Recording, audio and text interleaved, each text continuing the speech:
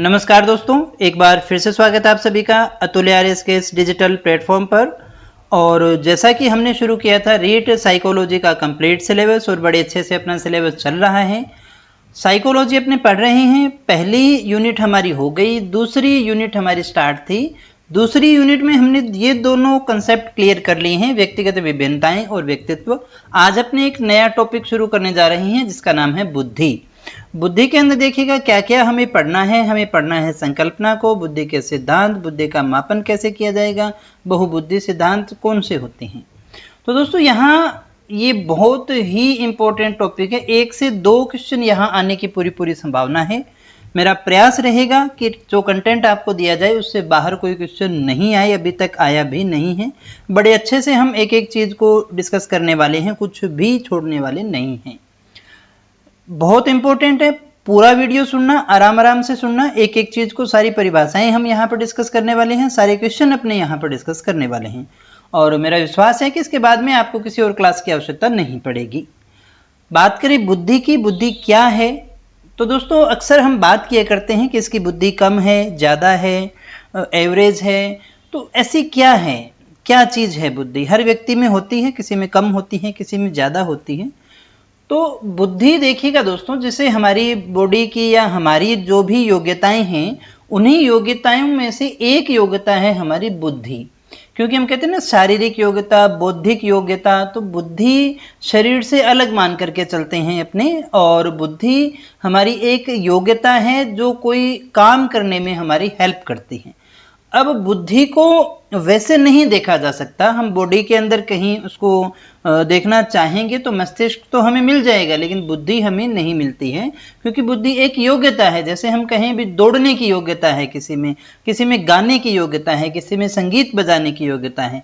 अब वो संगीत बजा के तो दिखा देगा, लेकिन उसकी बॉडी में कहीं संगीत नहीं मिलता।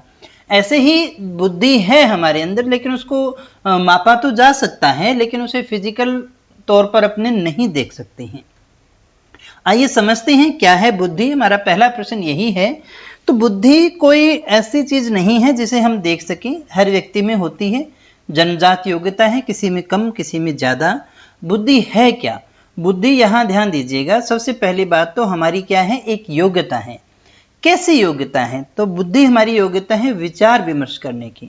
जब अभी हम विचार विमर्श कर रहे हैं किसी के साथ में, किसी भी विषय के ऊपर, तो वो हम अपनी बौद्धिक योग्यता से कर रहे हैं। कोई भी व्यक्ति विचार विमर्श करेगा अपनी बौद्धिक योग्यता के हिसाब से करता है। बुद्धि जो है वो हमारी निर्णय लेने में मदद करती है।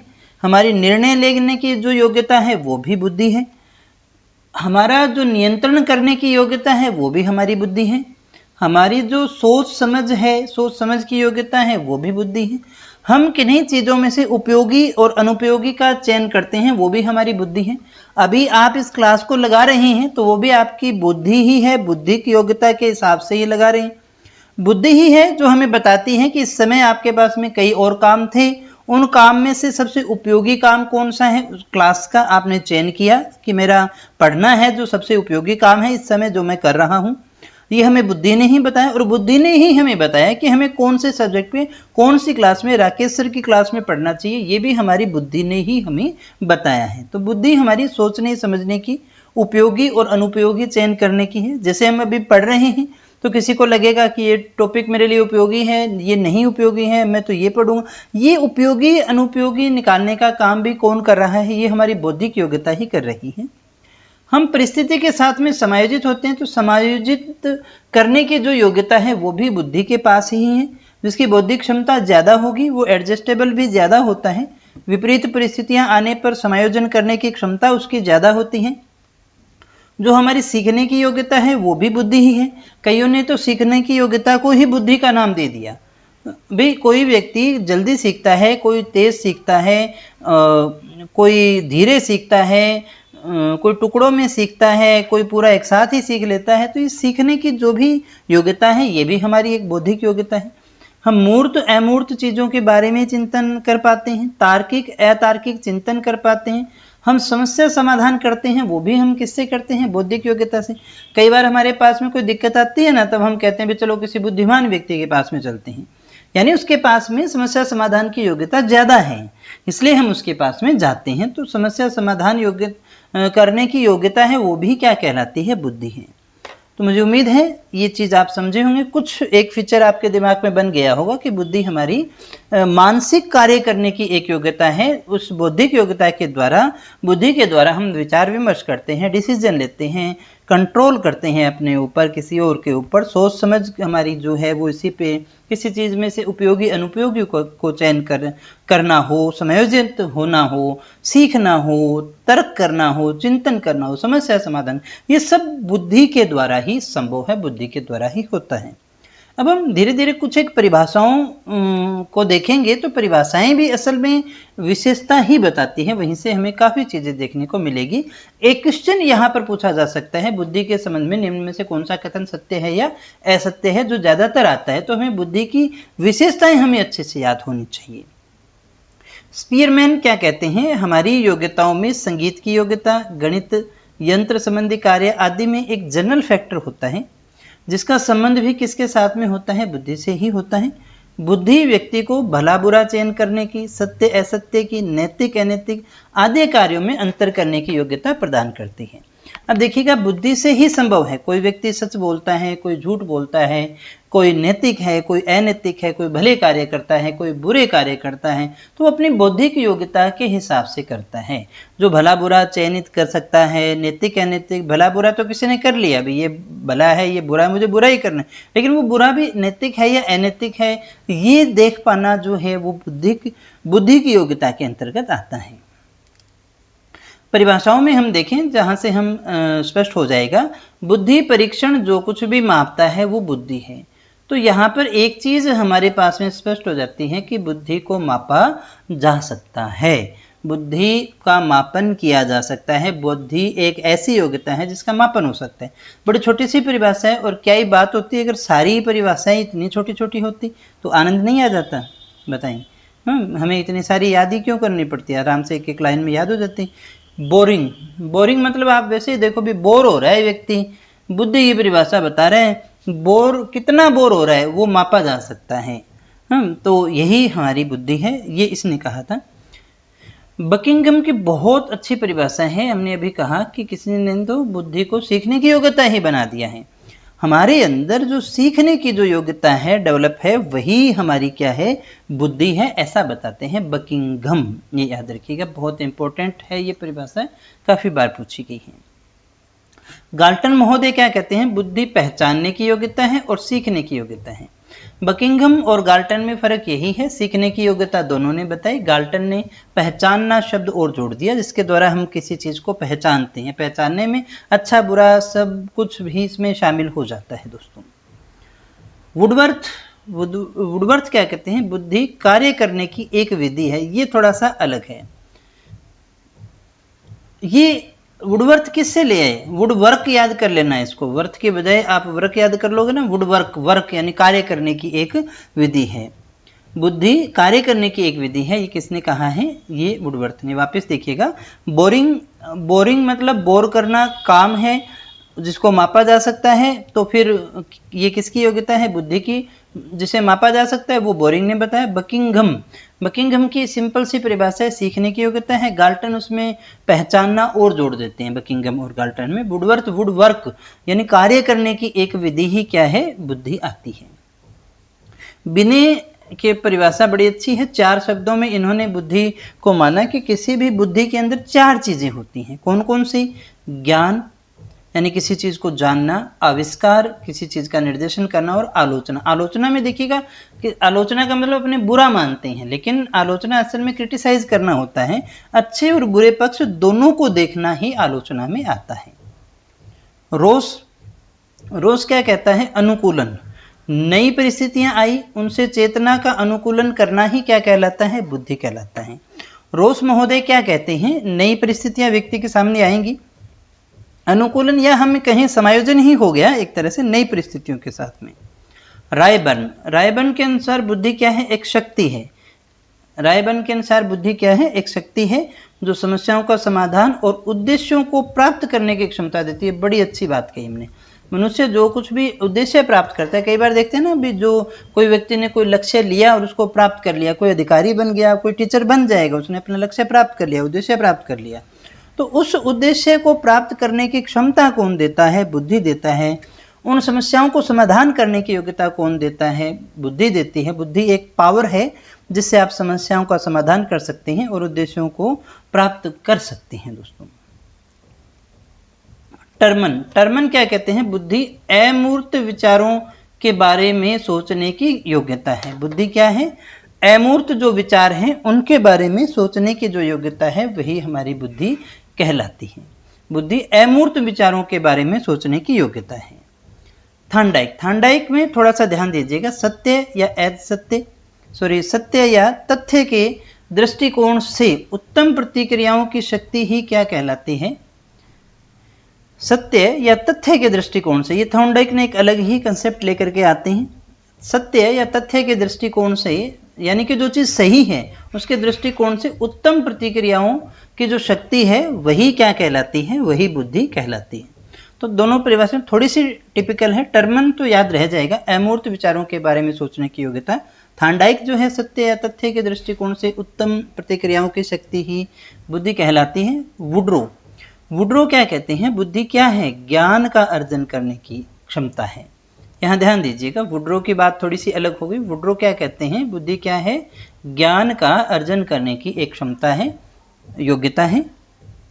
मन, मन और मस्तिष्क, यहाँ ध्यान दीजिएगा, मस्तिष्क आ गया है। मन क्या है? नवीन परिस्थितियों को झेलने की मस्तिष्क की नमनीयता ही क्या है? बुद्धि है। ध्यान दीजिएगा, इसने थोड़ी सी अलग एक परिभाषा दे दी है। ये कहते हैं कि नवीन परिस्थितियों को झेलने की मस्तिष्क की जो नमनीयता है, नमनीयता यानी फ्लेक्सिबिलिटी है, नई परिस्थितियां आती हैं, अच्छी खराब कैसे भी आए, उनको एडजस्ट कर लेता है, वो डाइजेस्ट कर लेता है। तो ऐसी जो क्षमता है वही क्या है? व्यक्ति की बुद्धि है। बर्ट क्या कहते हैं? बुद्धि अच्छी तरह से डिसीजन ले लें, समझने और तर्क करने की योग्यता है। ये भी एक अच्छी परिभाषा है बर्ट की। स्टर्नबर्ग, स्टर्नबर्ग क्या कहते हैं? बुद्धि आलोचनात्मक ढंग से सोचने की योग्यता। ये इनकी थोड़ी सी अलग हो गई, ये कई बार आई हुई है। तो वुड्रो, बुद्धि ज्ञान का अर्जन करने की क्षमता है। मन, मस्तिष्क, मन वाली याद रह जाएगी, मन मस्तिष्क से जोड़ लेना, सिर्फ एक एक कीवर्ड से ही आप इनको याद रख पाएंगे, पूरी तो याद रखने में थोड़ी दिक्कत आएगी आपको। बर्ट, बुद्धि अच्छी तरह से डिसीजन लेने की, समझने की, तर्क करने की योग्यता है। स्टर्नबर्ग, बुद्धि आलोचनात्मक ढंग से सोचने की योग्यता है। एक वेक्सलर की परिभाषा बहुत अच्छी है, बुद्धि एक समुच्चय है, यह एक सार्वजनिक क्षमता है जिसके सहारे व्यक्ति उद्देश्यपूर्ण क्रिया करता है, बुद्धि के अनुसार ही कार्य करता है, विवेकशील चिंतन करता है और वातावरण के साथ प्रभावकारी ढंग से वो क्या करता है? समायोजन करने का कार्य करता है। ये परिभाषा वेक्सलर के द्वारा दी गई है। तो काफ़ी परिभाषाएं हमने देखी दोस्तों। अब हम थोड़ी सी बात कर लेते हैं बुद्धि की विशेषताओं के संबंध में। यहाँ से एक क्वेश्चन अपना आने की संभावना रहती है। जो क्वेश्चन आता है वो यही, निम्न में से सत्य या असत्य, तो अच्छे से इनको समझिएगा। वैसे विशेषताएं सारी की सारी जो हमारी परिभाषाएं होती है उनको पढ़ोगे तो कोई डाउट हमारे मन में रहता नहीं है, फिर भी हम देख लेते हैं इसको। बुद्धि क्या है? व्यक्ति की जन्मजात योग्यता है। रोस ने कहा है, ये सबसे ज्यादा इंपॉर्टेंट बात है। जो जन्मजात योग्यता है वो देखिएगा वंशानुक्रम से हमारे अंदर आती है और उससे सामान्यतः अपने बदल नहीं सकते। हाँ, बुद्धि को घटाया या बढ़ाया नहीं जा सकता, बुद्धि का अधिकतम उपयोग लिया जा सकता है, ऐसा मनोवैज्ञानिक मानते हैं। हालांकि इसमें नई नई थ्योरीज, नए नए जो आविष्कार हैं, खोज है, अनुसंधान है, वो चलते रहते हैं, लेकिन फिर भी हम ये मानते हैं कि जो चीज जन्मजात है उसको बदलने में हमें दिक्कत आती है। अमूर्त चिंतन करने की योग्यता है, यानी कल्पना। इसको आप इस तरह से देखिएगा, कल्पना हम किसके द्वारा कर सकते हैं? क्या होगा, कैसे होगा, जो हम संभावित हल देखते हैं, समस्या समाधान भी तो कल्पना के द्वारा ही होता है, अमूर्त चिंतन ही होता है। सीखने में सहायक, बुद्धि क्या है? सीखने में हमारी मदद करती है। लिंग भेद का प्रभाव नहीं, ये बहुत इंपॉर्टेंट क्वेश्चन है। कई बार आ जाता है ना कि लड़कियों का दिमाग लड़कों से छोटा होता है, साइज के हिसाब से हो सकता है, लेकिन जेंडर के आधार पर दोनों में कोई भी भेदभाव नहीं होता है। ये दिमाग से निकाल दीजिएगा, ये गलत फैक्ट है जो आपने डाल रखा होगा शायद किसी ने, कि लड़कियों में दिमाग कम होता है, लड़कों में ज़्यादा होता है। लिंग भेद का प्रभाव भी किसी भी तरह से दिमाग के ऊपर नहीं पड़ता है। अनुभव से लाभ उठाने की योग्यता किसमें होती है? बुद्धि में है। वो बुद्धि अनुभव से लाभ उठाती है। जो बुद्धि का जब हम उपयोग कर रहे हैं तो जाने अनजाने पीछे जो कुछ हमारे साथ में हुआ है, जो कुछ हमने पास्ट में किया है, उसका यूज करते हैं हम किसी कार्य को करने में। बुद्धि से हम जटिल समस्याओं का समाधान भी करते हैं। बुद्धि से हम नई परिस्थितियों में समायोजन भी करते हैं, ये भी इंपॉर्टेंट है। बुद्धि पर वंशानुक्रम और वातावरण का प्रभाव पड़ता है, ये भी हमने डिस्कस किया। भी वातावरण से हम उसका बेहतरीन उपयोग ले सकते हैं, हालांकि घटाया या बढ़ाया नहीं जा सकता, लेकिन बुद्धि कैसे होगी, जेनेटिक है तो वंशानुक्रम का प्रभाव तो पड़ता है। बुद्धि अच्छे बुरे सही गलत में अंतर करने की क्षमता का विकास करती है। तो ये बुद्धि की विशेषताएं थी, जहां से एक आधा क्वेश्चन आने की संभावना है। बुद्धि की क्षमताएं और देख लेते हैं, कैसी कैसी क्षमता है। भारतीय परंपरा के अनुसार संज्ञानात्मक क्षमता इसमें आती है। कौन सी? सोचने की, समझने की, विभेदन करने की, समस्या समाधान करने की, प्रभावी संप्रेषण करने की क्षमता बुद्धि में होती है, या ये बुद्धि के कार्य मान सकते हैं आप। बुद्धि की जो पावर्स है वो यही है। सामाजिक क्षमताएं, सामाजिक नियमों के प्रति सम्मान व्यक्त करना, डाइजेस्ट करना उसको, समाज की रूढ़ियों को मानना, परंपराओं को मानना, सामाजिक समरसता बनाए रखना, समाज में परामर्श, चिंतन, ये सारी सामाजिक क्षमता में आती है, बुद्धि की क्षमता है। तो बुद्धि में संज्ञानात्मक क्षमता भी होती है, बुद्धि में सामाजिक क्षमता भी होती है, बुद्धि में सांवेगिक क्षमता भी है, बुद्धि में उद्यमी क्षमता भी होती है। 4 प्रकार की क्षमताओं का यहाँ पर अपने डिस्कशन कर रहे हैं अभी। सांवेगिक क्षमता यानी संवेगों में परिपक्वता और नियंत्रण आना, आत्म मूल्यांकन करना, शिष्टता, शिष्ट आचरण करना, अच्छा आचरण करना, ये सारी सांवेगिक क्षमताएं हैं।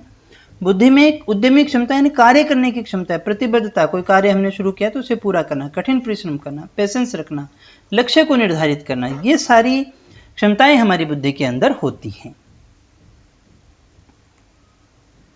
तो दोस्तों यहाँ हमने बुद्धि की संकल्पना को अच्छे से डिस्कस कर लिया है। मुझे उम्मीद है चीजें सारी आपको अच्छे से समझ में आ गई होगी।